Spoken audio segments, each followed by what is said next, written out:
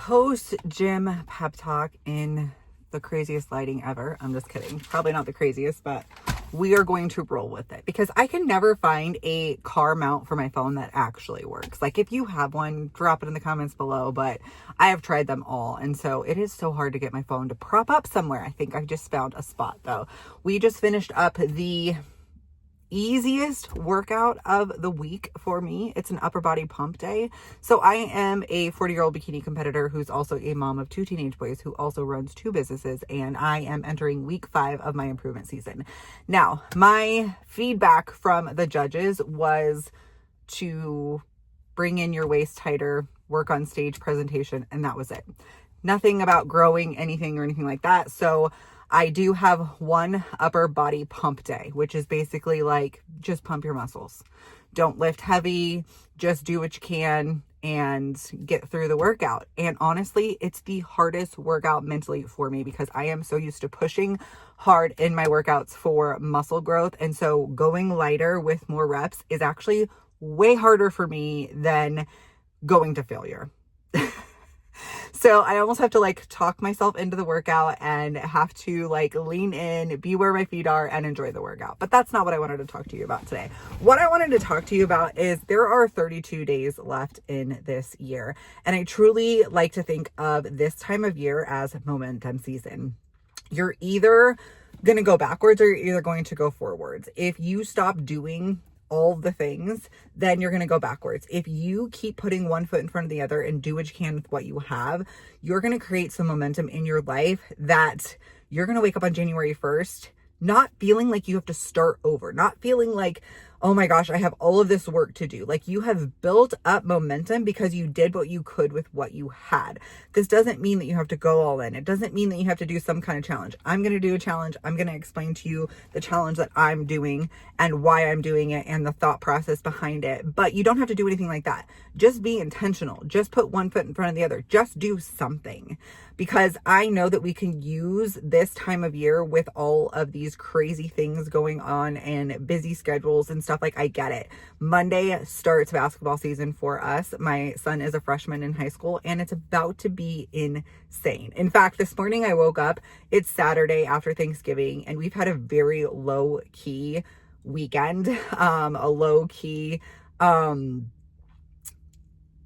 Thanksgiving, I guess you would say. And it was just like the 4 of us and we are not doing much. And I kind of woke up feeling like a little bit of FOMO because we have been so relaxed. And I had to look up our calendar for the next 3 weeks and be like, Ashley, just lean in, just enjoy the downtime because you are going to miss it when that comes up.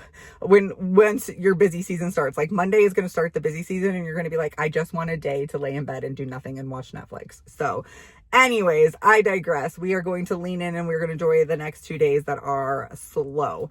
But what I was trying to say is you can set yourself up for success for 2026 now. You don't need to wait. You don't need a new year. You don't need a new month. You don't need a new Monday.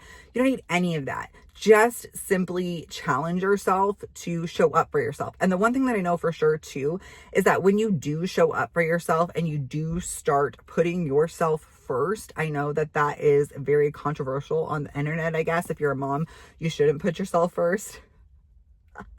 I'm just kidding. You should absolutely put yourself first if you're a mom.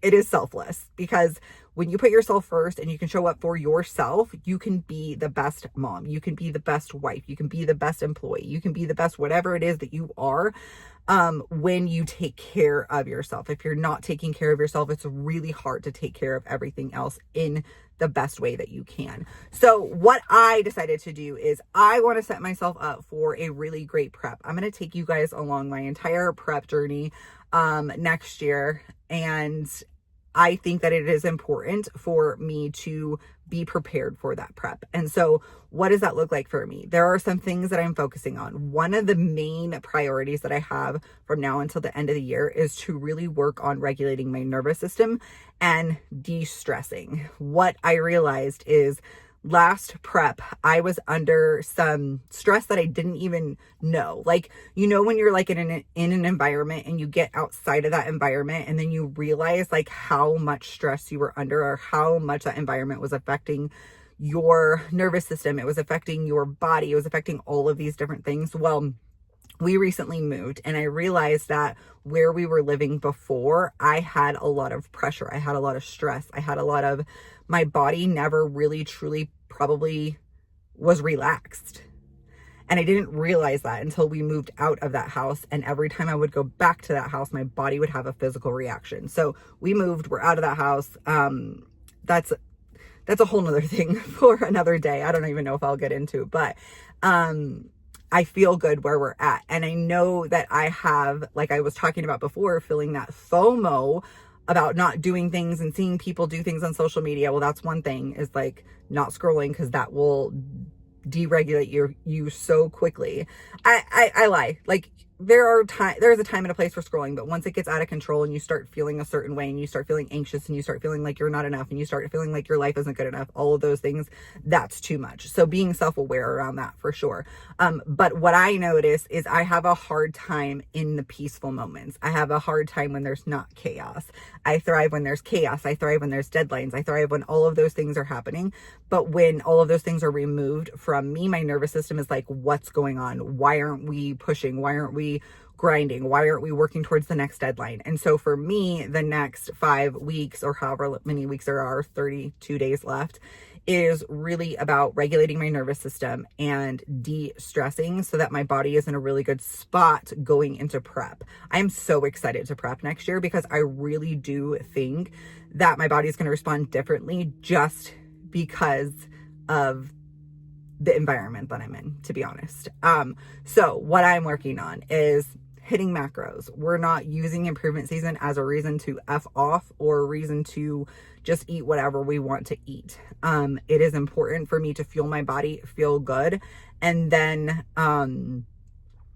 be in a spot that's a good spot to prep from, not, over consuming things, blowing out my waist, all of like just using like this season as an excuse to do whatever I want to do. That's not going to be helpful.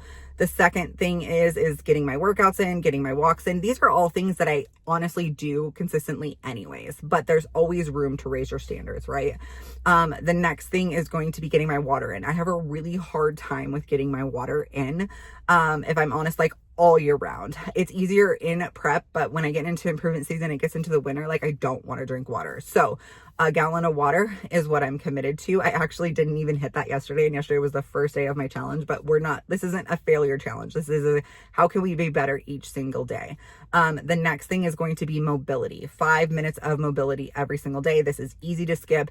And I know for certain if I want my posing to look good and to be able to hold it and all of those things when you're on stage, then we need to work on the mobility. So mobility is going to be one. The next thing is stomach vacuums. I am not consistent with those at all. And part of my feedback was to come in tighter in the waist. So I'm going to be doing that at least once a day. The next thing is posing 2 times a week. I will be posing.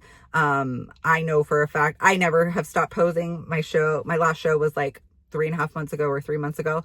And posing has always, like I posed in my entire off season last year. And I have no doubt that it helped me so much. So I'm not going to stop that now. And then I'll start doing more as prep comes, as we start moving into prep. We'll probably start moving into prep the second week of January.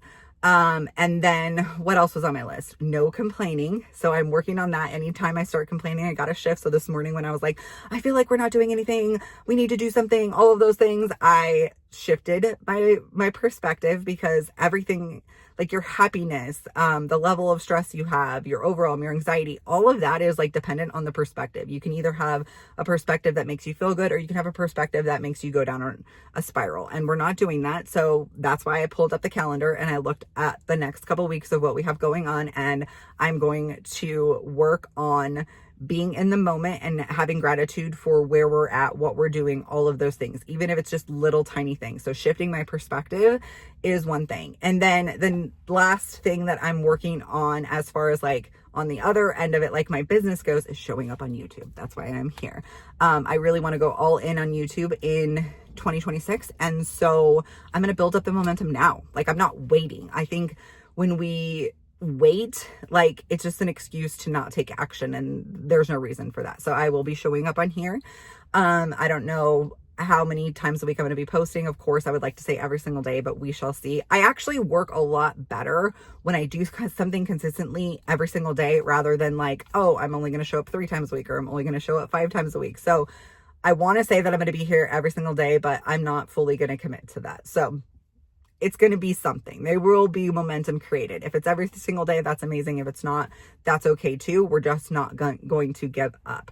And then I think that was all of them. I can't remember. There was like 10 things that I had created. And then I'm just checking in with myself every single day to see what I did, what I didn't do, what I could do better the next day, and just focusing on that. That is a challenge I'm going to do. If you want to create one for your own, you could do that as well. I would love to hear what your focus is from now until the end of the year.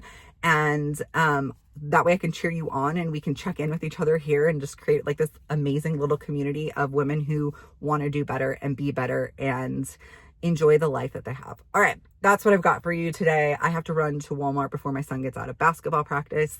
And I will talk to you in the next video. If you like this, please make sure that you like and subscribe. It takes 5 seconds to hit the 2 buttons on there. Share the video if you want to share it with a friend, and I will talk to you in the next one. Oh, if there are topics that you want me to talk about in these videos, please let me know, because I would love to touch on those, and I would love to create the content that you want to see from me. All right. I hope you guys have a fabulous day, and we'll talk to you soon. Bye.